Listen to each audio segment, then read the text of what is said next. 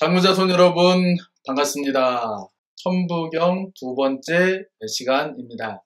저번 시간에는 천부경에서 가장 중요하고 가장 핵심은 일이다.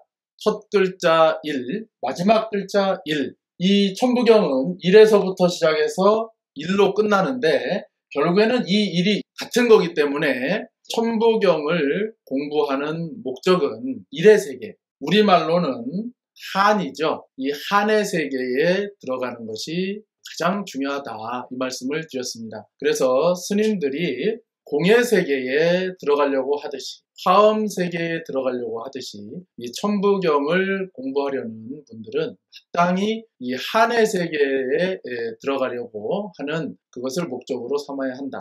그렇다면 이 한이라고 하는 것은 결국엔 무엇이냐? 꼭 천부경이 아니더라도 우리 민족을 한민족이라고 합니다. 그렇다면 이 한이라고 하는 것은 무엇인가에 대한 연구가 사실상 우리 민족의 정체성에 대한 연구와 다름이 없다고 저는 생각을 하는데요. 그럼에도 불구하고 아직까지 이 한사상에 대한 연구가 사회적으로 많이 부족한 것 같다는 그런 인상을 떨칠 수가 없습니다. 우리가 이 한이라고 하는 것을 연구하기 위해서 가장 접근하기 쉬운 것은 우리 말이죠. 우리가 쓰고 있는 이 언어에는 우리 민족의 정체성, 우리 민족의 사유세계, 정서, 가치관이 이렇게 함축적으로 담겨서 그것이 하나의 언어라는 형태로 만들어진 거겠죠. 그래서 우리가 이 한의 세계를 연구할 때도 이 언어를 연구하는 것이 가장 중요하다, 이렇게 말씀을 드릴 수가 있을 것 같습니다. 이번 시간에는 요 다음을 한번 이제 나가보려고 하는데요. 자, 일 다음에 시작한다라는 것입니다. 근데 바로 그 다음에 없을 무자가 나옵니다. 그리고 다시 시자가 나오죠. 마지막에도 마찬가지입니다. 일, 종, 무, 종, 일이다, 이렇게 나오게 됩니다. 시작이라는 단어가 있고요. 시작이 없다라는 말이 같이 나와 있습니다. 이 마지막에도 마찬가지죠. 끝이다.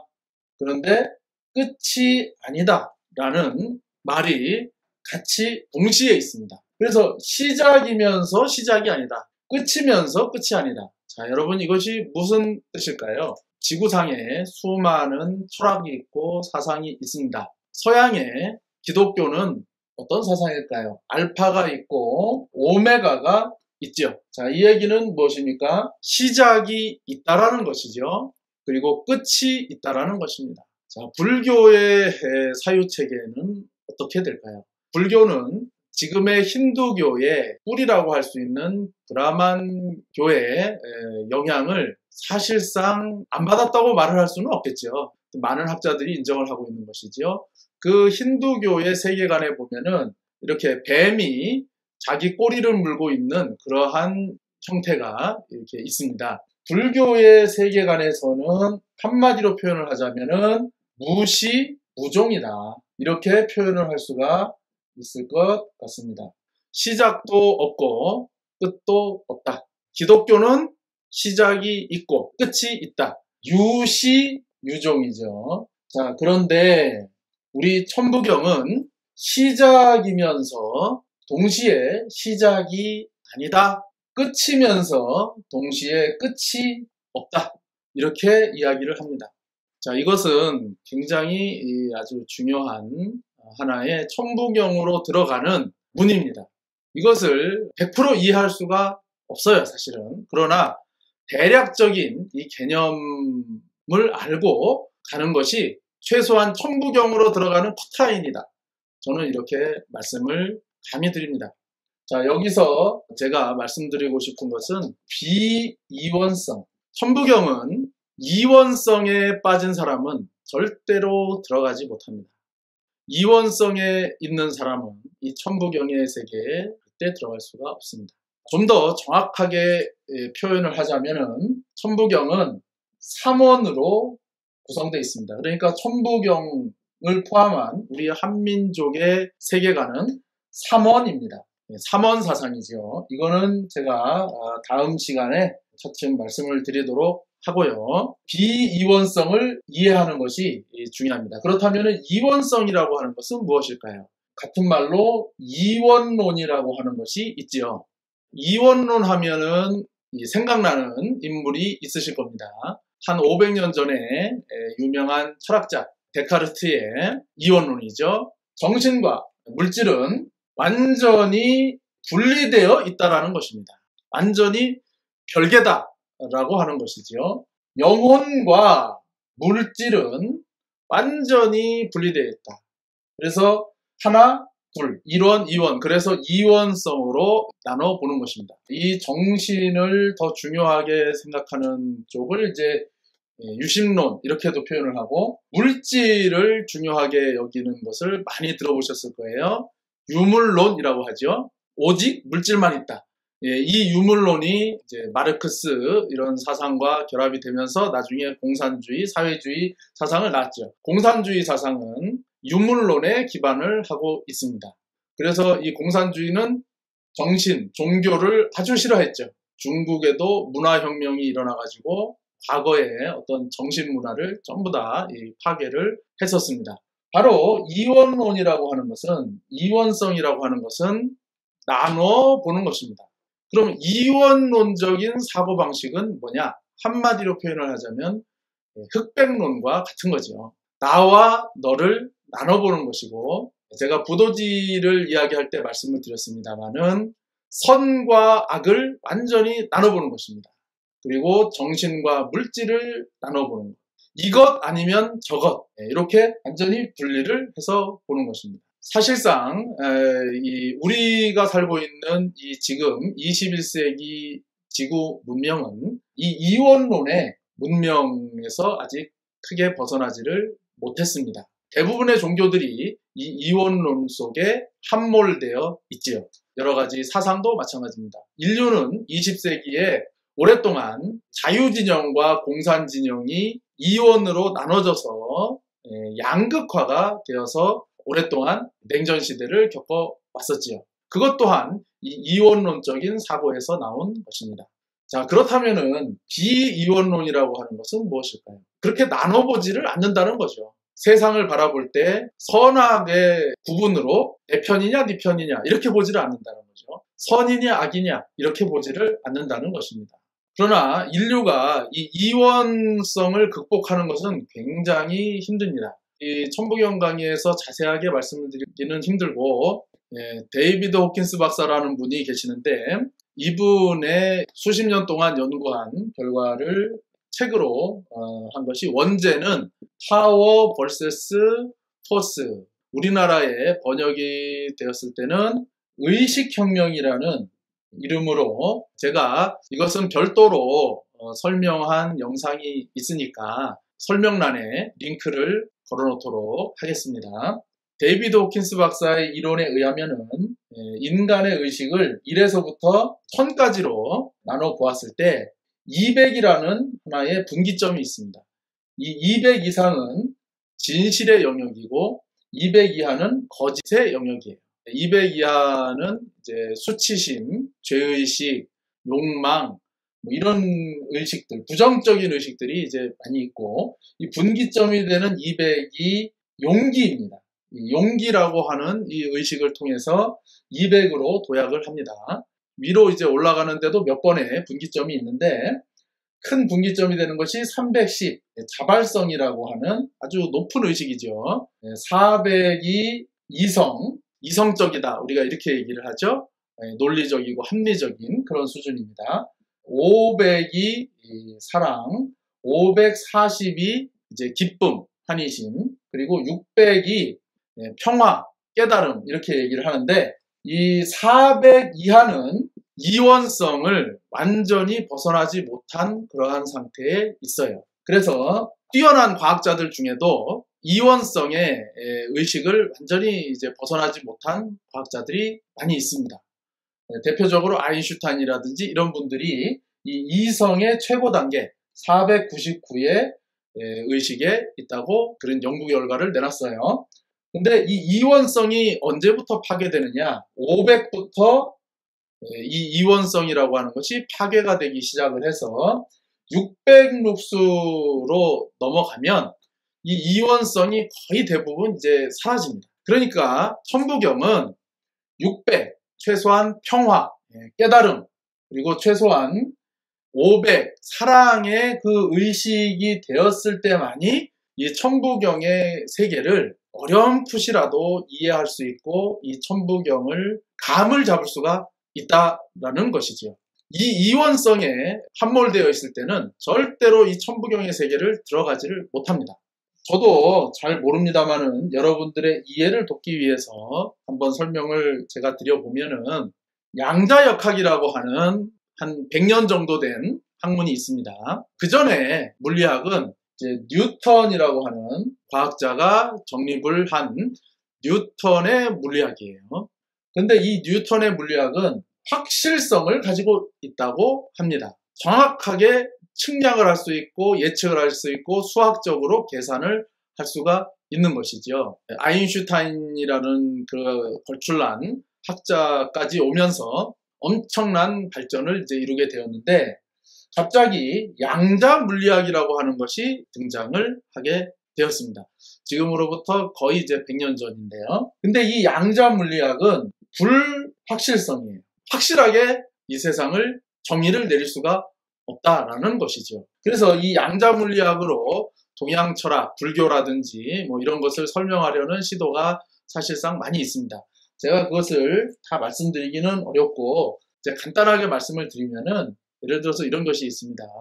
물리학이라고 하는 것이 결국엔 그렇지 않습니까? 어떤 그 현대 과학이라고 하는 것이 이것은 무엇인가를 탐구를 하는 거거든요.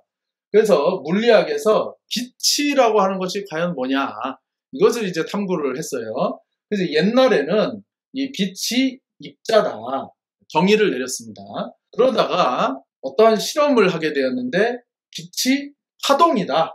자, 여러분 입자라고 하는 것과 파동이라고 하는 것은 어떻습니까? 입자는 알맹이잖아요. 우리 쇠구슬처럼 그런 알맹이고 파동이라고 하는 것은 형태가 없는 거지요. 물결처럼 이렇게 파동이란 말이죠. 그건 형체가 없는 겁니다.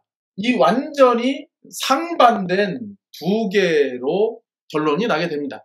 아인슈타인은 이 입자라고 하는 것을 증명함으로써 광전 효과 그것을 증명을 하면서 노벨 물리학상을 탔다고 그래요. 물질의 가장 최소 단위가 원자라고 하죠.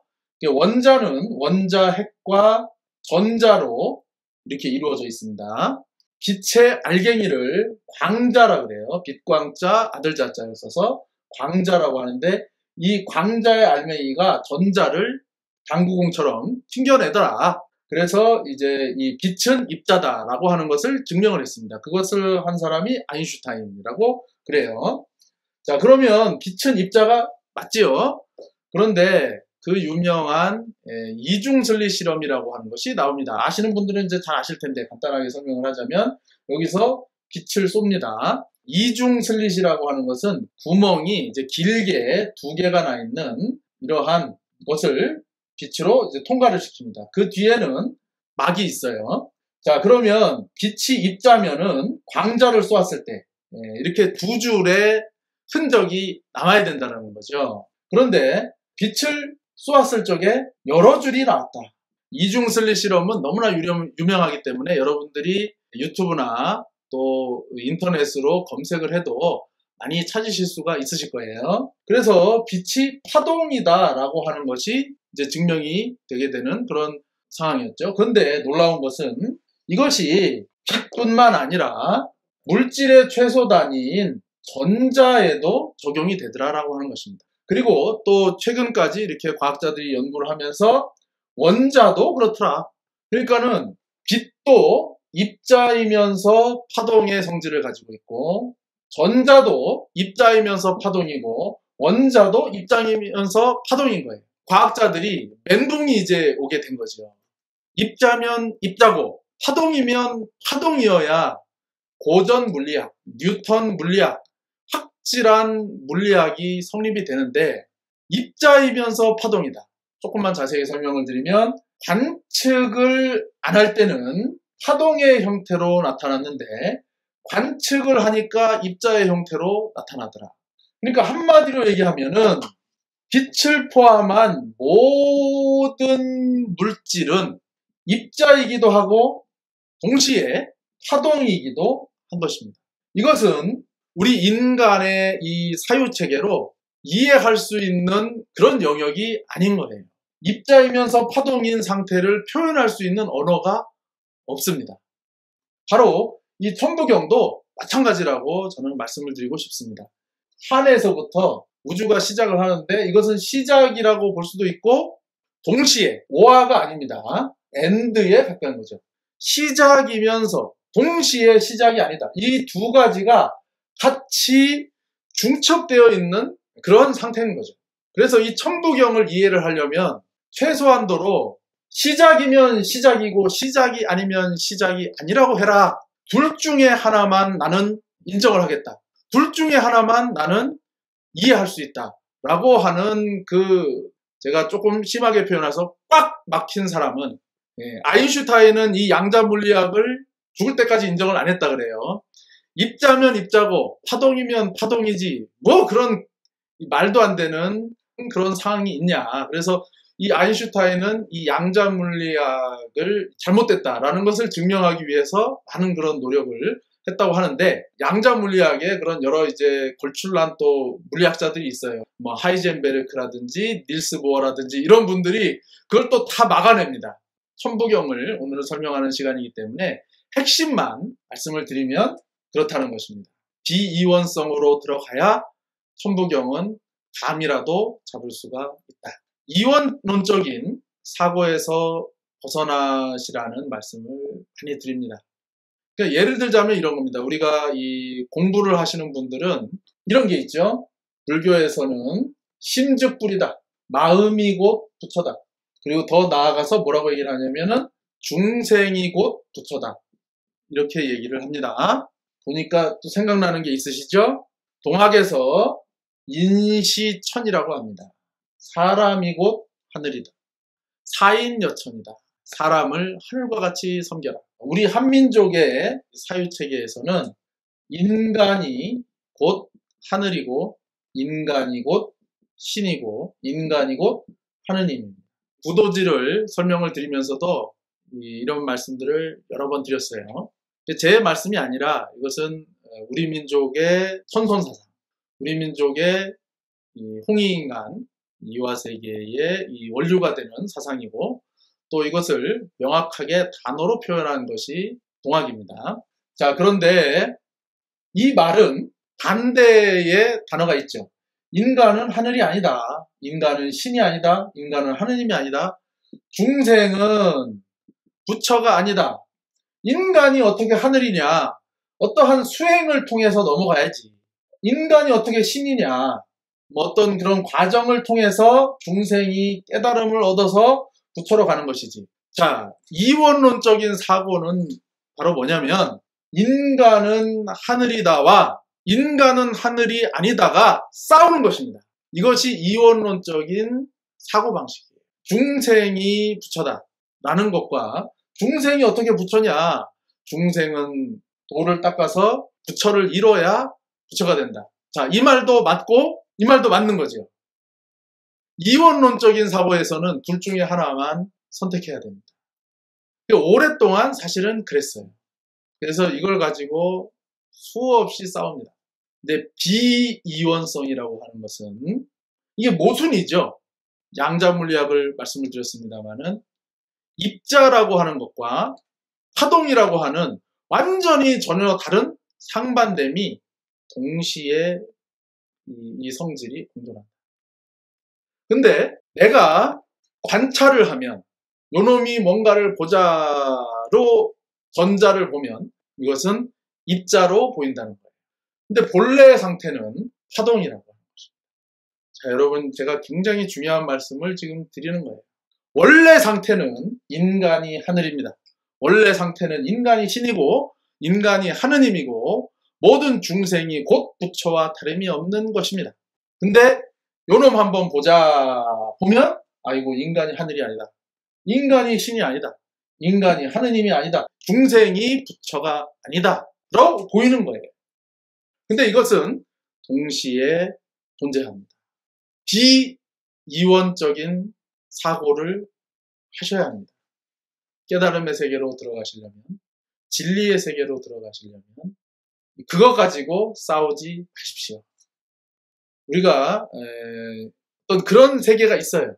이렇게 명상을 통해서 들어가든 아니면 어느 순간에 옛날에 어떤 스님들은 뭐 숟가락으로 밥 먹다가 그 세계에 들어가시기도 하고, 만공 스님은 아침에 새벽 종소리를 듣고 또 그 세계에 들어가시고, 또 석가모니 부처님은 새벽별을 보고, 샛별이죠. 금성을 보고 그 세계에 들어가셨다. 그러니까 말로는 표현할 수가 없는데, 말로는 설명할 수가 없는데, 이것이 전혀 부딪힘이 없는 그 세계가 있습니다. 근데 그 세계에 들어가 본 사람은 그거 가지고 싸우질 않아요. 불교에서 선을 이야기를 합니다. 보통 참선, 간화선 뭐 이렇게 얘기를 하죠. 그리고 화두 이렇게 얘기를 하는데, 이 선의 세계가 이원성의 세계에서 비이원성의 세계로 들어가는 극적인 전환을 보여주고 있어요. 예를 들자면 화두에 이제 아주 유명한 화두인데, 무자 화두가 있습니다.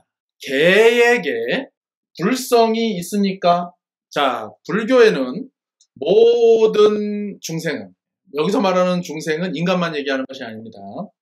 불성이 다 있다라고 했어요. 그렇기 때문에 부처가 될 수 있는 씨앗이 있다라고 하는 것이죠. 그러면 개에게 불성이 있습니까? 라고 했을 때 거기에는 어떤 답이 나와야 될까요? 있느니라 유라고 답이 나와야 됩니다. 그런데 그 스님은 무, 이게 이제 불교의 무자 화두예요. 모순되죠. 입자와 파동이 모순이 되는 것처럼 불성이 있다고 해야 되는데 없다? 이런 이제 거죠. 경허스님이라고 하는 우리나라의 선불교의 아주 위대한 선승이 계시는데, 불교에서는 깨달음을 이제 소에다가 많이 비유를 하지요. 소가 콧뚜레를 뚫어야지, 이것이 이제 시부도, 시무도에도 나오는데, 이 콧뚜레를 뚫어야지 비로소 얻을 수 있는 거죠. 그래서 득우가 되고 목우가 되고 소를 얻고 소를 이제 길들이는 것이죠. 그런데 이 경허 스님이 참선을 하고 있었어요. 어떤 그 계기에 의해서. 이 한마디를 듣고 경허 스님이 문을 팍 차고 나옵니다. 깨달았다 하고 선언을 하는데, 그것이 뭐냐면 문 밖에서 대화를 합니다. 마을에 사는 어떤 처사와 그 절에 있는 스님이 대화를 하는 거예요. 마을의 처사라고 하는 어떤 선비 같아요. 그분이 하는 얘기가, 곱비 뚫을 구멍 없는 소로 태어난다. 이 말을 듣고서 경허 스님이 확철대오 하게 됩니다. 자, 여러분 보시면 깨달음을 불교적 관점에서 봤을 때 깨달음을 얻으려고 그러면 소를 잡아야 돼요. 소를 잡고 콧구멍에다가 콧뚜레를 뚫어야 깨달음을 얻는단 말이죠. 그런데 곱비 뚫을 구멍 없는 소다. 비이원성은 모순성으로 나타납니다. 근데 이 모순이 공존을 하는 거예요. 모순이면 부딪혀야 되지 않습니까? 예, 창과 방패가 부딪혀야 되는데 창과 방패가 너무나 평화롭게 공존하더라. 이것이 비이원성의 세계입니다. 이 선에 이런 얘기들이 굉장히 많아요. 그 최인호 씨가 이 소설을 쓰셨잖아요. 거기에도 보면은 길 없는 길. 길 없는 길이면은 길이라는 얘기예요? 길이 아니라는 얘기예요? 길이 없으면 길이 아닌데 길이다. 그러니까 이런 식의 이 참선이라고 하는 것은 인간의 의식을 이원성의 의식에서 비이원성의 세계로 확 끌어올려준다. 600의 세계로 넣어주는 거예요. 에덴 동산에서는 선악이라고 얘기를 했고, 그러니까 우리는 완전히 지금 선악과를 먹은 상태예요.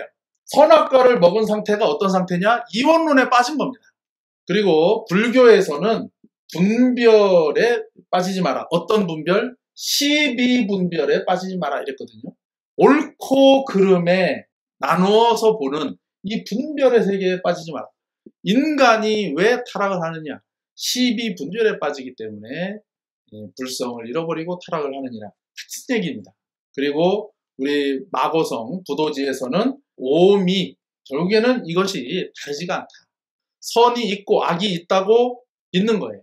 시비, 옳고 그름이 있다고 믿는 거예요. 내가 있고 네가 있다고 믿는 거예요. 창이 있고 방패가 있다고 믿는 거예요. 그것을 분별해서 보는 그러한 의식으로는 절대 들어갈 수 없는 세계가 이 천부경의 세계다. 그래서 천부경의 세계에 들어가려면 사실은 말로 설명할 수가 없는 건데 굳이 말로 이제 설명을 드리다 보니까 좀 애매하기도 하고 이해가 되실까? 이해가 되시죠?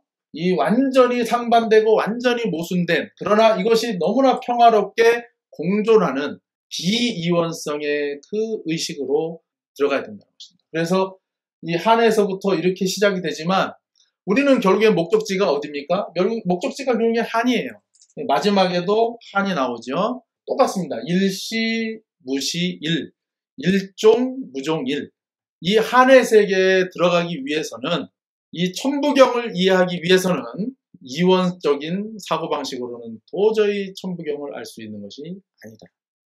이 말씀을 오늘 정말 사실은 굉장히 중요한 내용이거든요.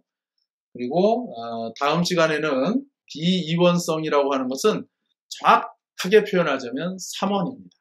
우리 민족은 삼원의 민족이에요.